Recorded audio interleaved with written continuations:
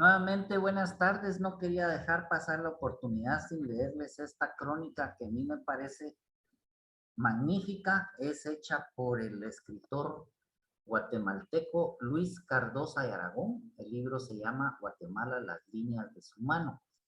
La crónica que yo les voy a leer se llama Lo mejor de mi vida.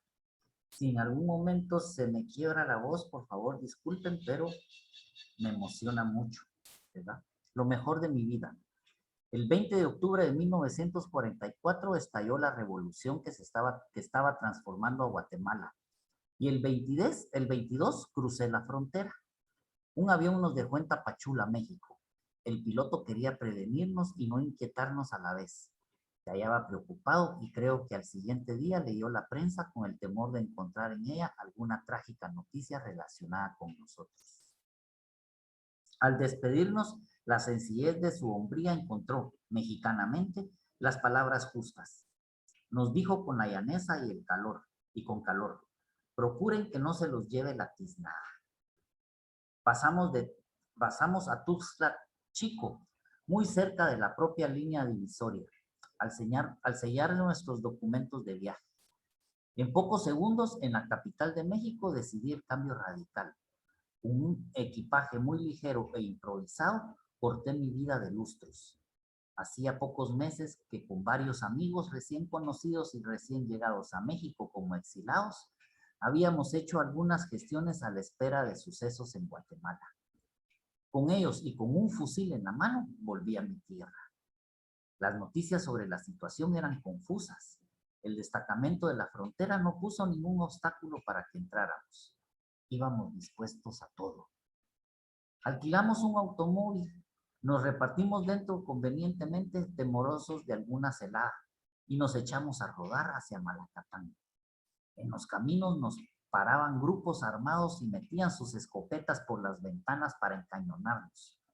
Nos identificaban y nos deseaban buen viaje. El movimiento popular se extendía a todo el país y las pequeñas guarniciones militares, si no se entregaron, mantuviéronse a la expectativa. Malacatán se había alborozado, en armas, tenso de entusiasmo y decisión. Nos alojaron un par de horas para darnos de cenar.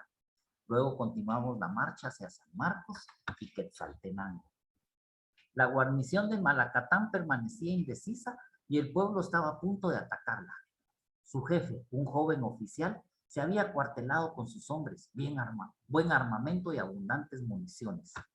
Nuestra intervención evitó la sangre. Con una banderita blanca en las manos fuimos a parlamentar con el oficial. Le explicamos cuál era la situación, su deber para con el pueblo y cómo todo el país estaba con la revolución. No fue fácil convencerlo. Dudaba de nuestras noticias y lo persuadimos dentro del tiempo límite fijado. De lo contrario, habrían atacado los compañeros a la cabeza del pueblo, mal armado y con muy escaso concierto. Teníamos que ocuparnos del oficial dentro del cuartel. ¿Quién sabe qué hubiese sucedido? Salimos de la comandancia con buena noticia y un grupo de voluntarios integró la nueva guarnición. El oficial no fue molestado y se retiró a su casa. Volvimos a nuestro alojamiento donde el pueblo nos había preparado la cena. El entusiasmo era inmenso. Nos abrazaban los campesinos, nos invitaban copas. Una marimba comenzó a tocar sones guatemaltecos. Cohetes, tiros al aire, gritos de júbilo, repiques de campanas de la iglesia. Ya no pude más. Mi tierra, que la tenía en los huesos, salió a mis ojos. Me puse a sollozar y a llorar. Qué alegría más desangradora, qué ternura más acongojada y jubilosa. Las muchachas y muchachos, los viejos y los niños, las mujeres, pidieron el himno nacional a la marimba. Hacía muchos años que no lo había escuchado. Me tocó cantarlo con mi pueblo en aquella ocasión inolvidable. No creo ser patriotero ni sentimental. Simplemente se me reveló entonces de nuevo, cuán definitivos son la niñez y el dominio de la tierra. 2 horas más tarde, ya en plena noche, corríamos hacia las alturas de San Marcos. La guarnición era nuestra, según nos habían informado en Malacatán. De esta última población nos llevamos 4 soldados. Como no sabíamos si de verdad estaban con nosotros, les dimos los peores fusiles y los repartimos en el coche cuidadosamente. En San Marcos, con un auto más, escolta y 2 oficiales, proseguimos hacia Quetzaltenango, la segunda ciudad de la República, en poder también de la Revolución. Los caminos se hallaban intensamente patrullados y a cada momento se nos paraba para revisar nuestros papeles. En la madrugada estábamos en Quetzaltenango. Llegamos al día siguiente por la noche a la capital. Al pasar por Patzicía, el pueblo se hallaba aún sobrecogido de pánico por la sublevación de campesinos sin tierra.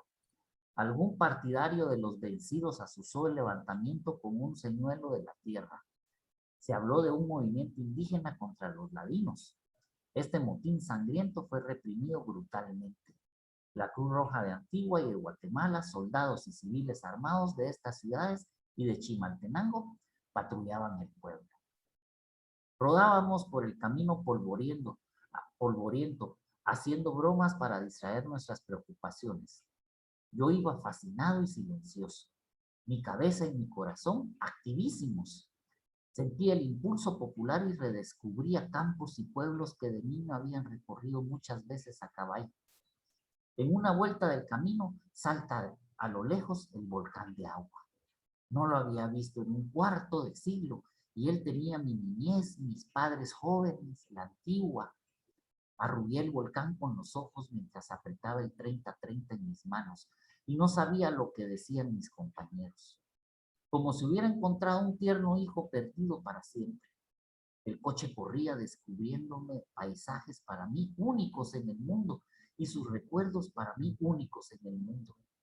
Allá, al pie del volcán de agua, Antigua, y la casa de mis padres, donde habría deseado vivir toda mi vida y morir toda mi muerte. Mi madre, viuda ya, en el viejo, caserón, escuchando la eterna cantata del agua verde y negra en la fuente del jardín, jubiloso de flores y enredaderas. La sombra de mi padre por los corredores, la sombra de mis hermanos, niños y la mía jugando y gritando.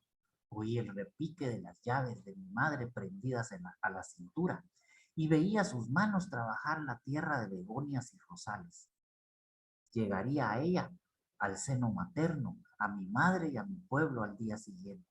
Ahora nos encaminábamos a la capital. Mi madre vivía con la angustia de mi regreso por la violencia política. Sufría con mi presencia y con mi ausencia, ya muy viejecita, encorvada por los años, muy activa y toda blanca su cabeza abierta. Por la tarde tomé un pasaje en los camiones que hacen el recorrido entre Guatemala y Antigua. Recordaba el camino que había pasado a pie y a caballo, en bicicleta, diligencia o automóvil. A cada uno de sus recodos y serranías, barrancas y poblados, arboledas y hierbecillas. Hacia el crepúsculo, el vehículo se aproximaba a la entrada de mi pueblo, el puente de Matasanos, sobre el ausente río Pensativo.